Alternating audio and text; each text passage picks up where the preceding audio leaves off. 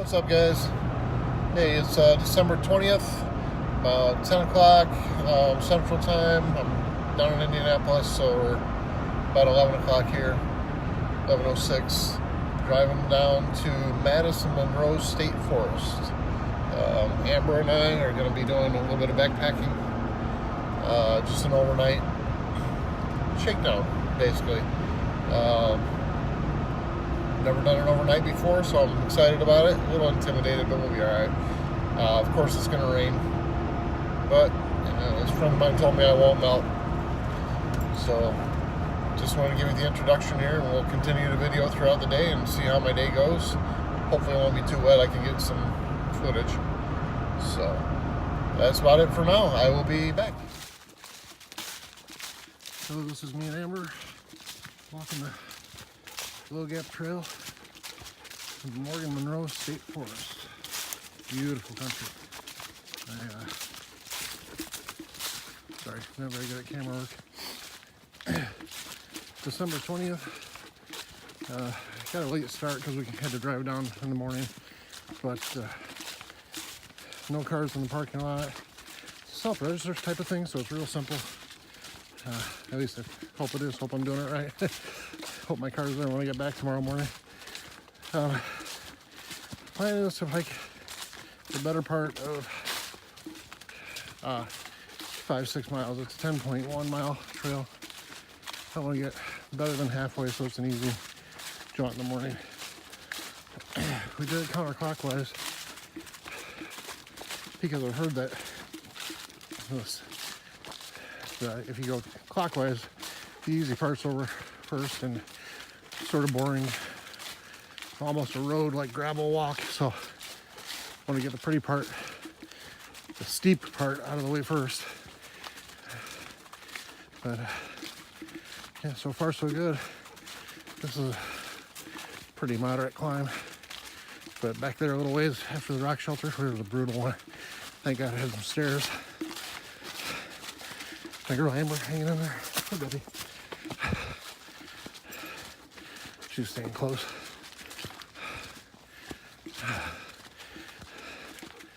Some hills get a little steeper, but we're gonna make it.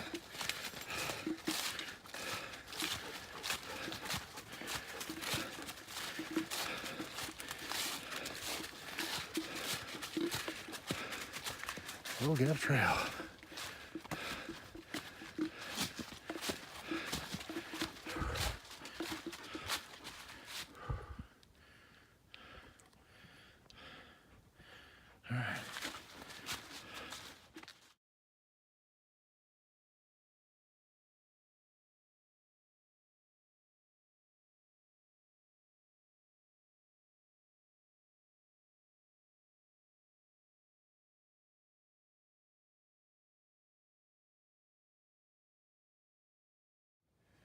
Well, I think the hard part's over. We are at Tecumseh Trail Low Gap Junction. Just finished up Low Gap Nature Preserve. Oh, that's sounding good for a fat old man.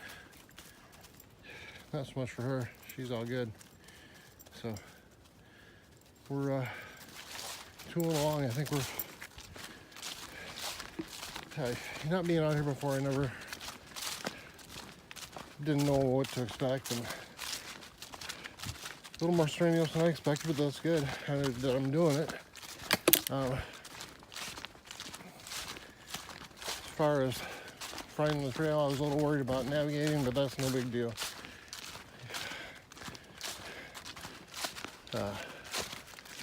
The only problem I had camping was the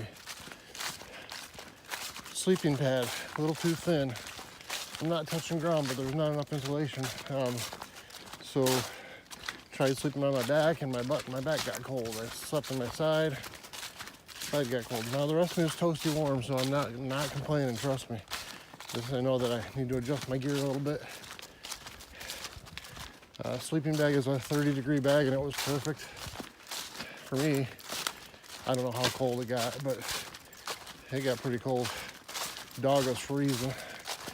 Next time I'll have to bring a neoprene vest for her.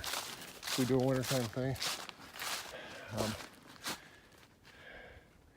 All in all, she's been awesome. I'm so glad I brought her. She's always going, you know. She's not afraid to. She don't look at that hill and say, "Oh my gosh, that's so hard." She just goes.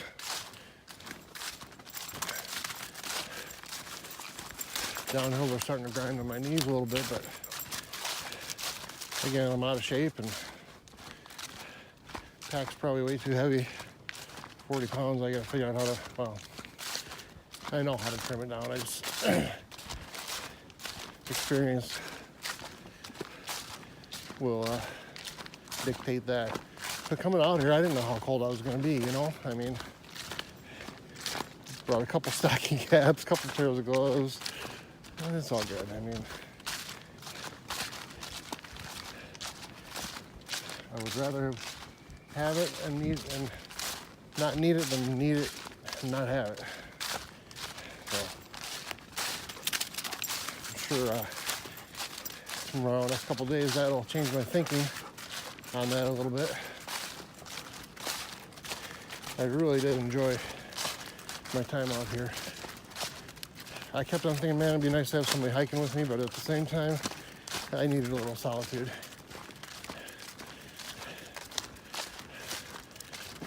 I was really worried about the dog being wet because we camp by a creek, and of course she's a lab, she's got to get wet. But she dried off pretty good by the campfire I had.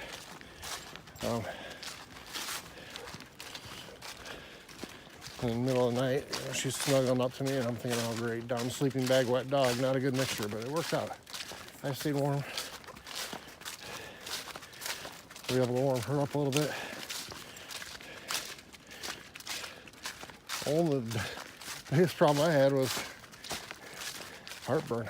I had such a bad case of heartburn last night. I didn't bring any antacid. I couldn't sleep most of the night because of that, but finally did drift off.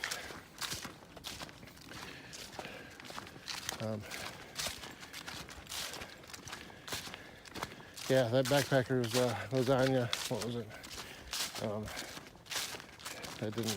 It was delicious. Don't get me wrong, it was awesome. Just, if it had some Tums, it would have been better.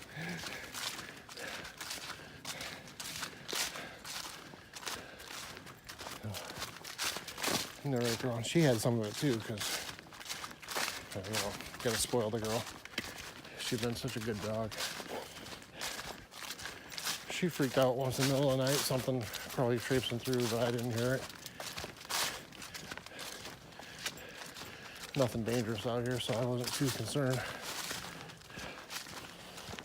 But middle of the woods, middle of the night, you know, you always get those little thoughts, but no big deal. All right, from what I understand, this is mainly road walk for the two-track, I should say, for the rest of it. To be honest with you, I'm glad. I'm tired. Everybody says, well, I read a couple different reviews. Some people said go clockwise on this trail. Talked to a couple people that said no, clockwise is the only, or counterclockwise is the only way to go. I can see that, because boy, that first section, I can see after being tired, how that can be pretty brutal.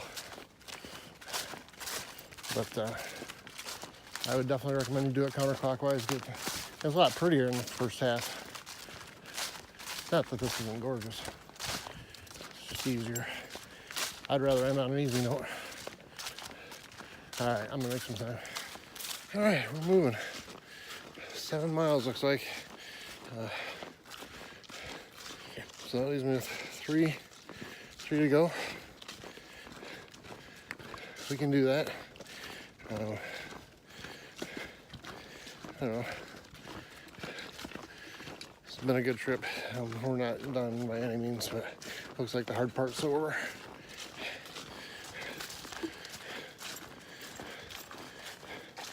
So yeah, after I get back, I'm gonna evaluate a little bit and see how I can lighten up my gear. It was pretty rough, 40-pound pack for not being in shape, and I'm by no means an ultralight type of guy, but I also don't want to die. Doggy back there.